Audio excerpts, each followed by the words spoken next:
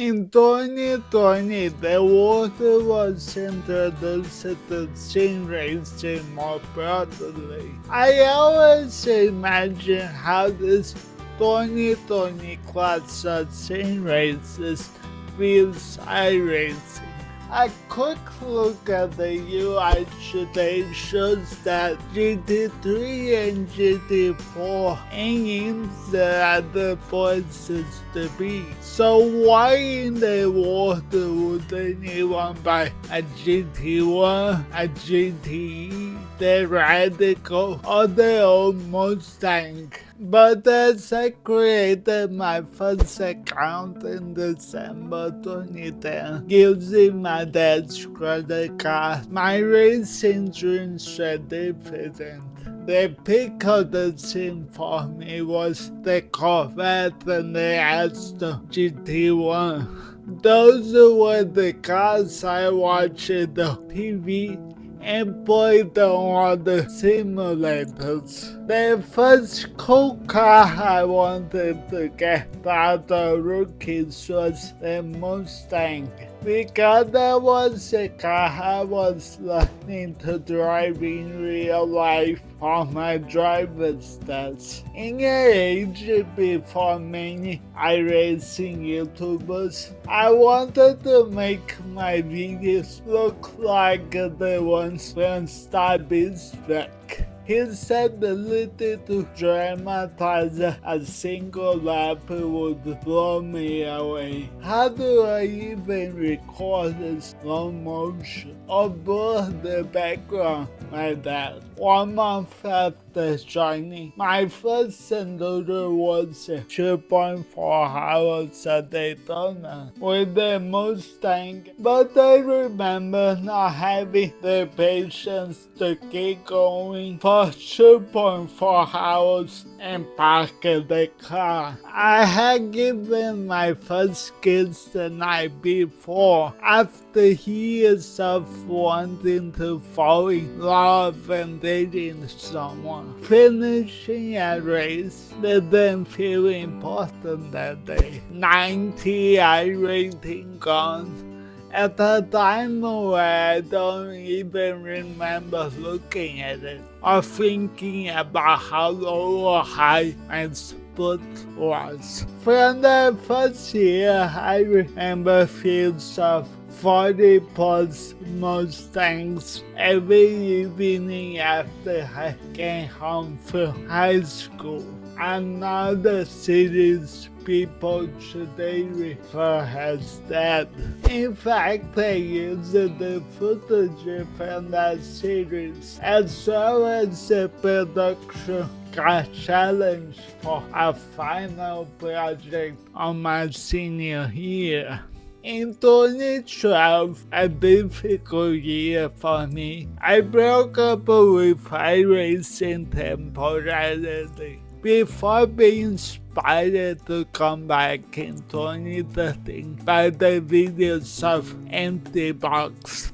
What's going on, guys? This is Empty Box. Those videos made the battles and overtakes real, achievable at a time where Factor 2 just wasn't satisfying me the way Factor 1 did.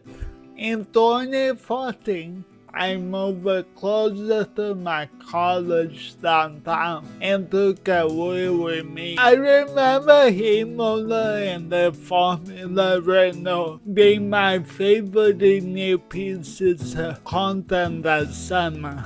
I also remember fun races at Phillip Island, a track I'd rather than see used these days. An old favorite Toka race driver too. In 2015, the last full year of my life without a job, I also won my first division championship.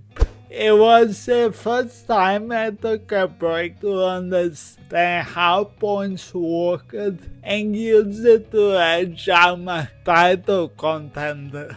With GT3s becoming more popular, that was the last time I remember being able to find GT1 races going official whenever I wanted to. I also made the transition to GT3, with my weapon of choice being the BMW Z4. After meeting my friend Max in 2016, we focused on two cars, the F3 and the Radical. I had paid for the Radical years earlier, but the series finally gained popularity when it became a free car.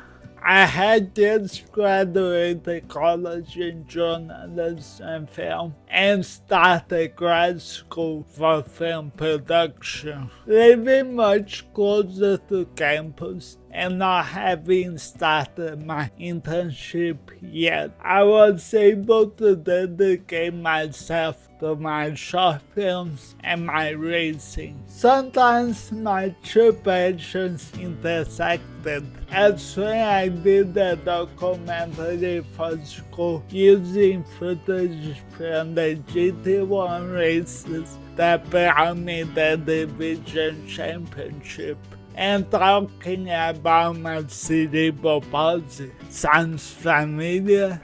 During that time, it wasn't uncommon for me and Max to do 2 or 3 radical races in one evening, chasing the elusive radical win, which I finally got a spot. I was also in the race empty box, used to discuss how coin is the double actually. Something's never changed. Spa was also one of the few tracks with a night variant, and the race could only be all night or all day. That brings us nicely to my last few seasons in iRacing before NASCAR League for Disabled Drivers made me go over racing and helping me join and finish my first few endurers. But that's a topic for next week.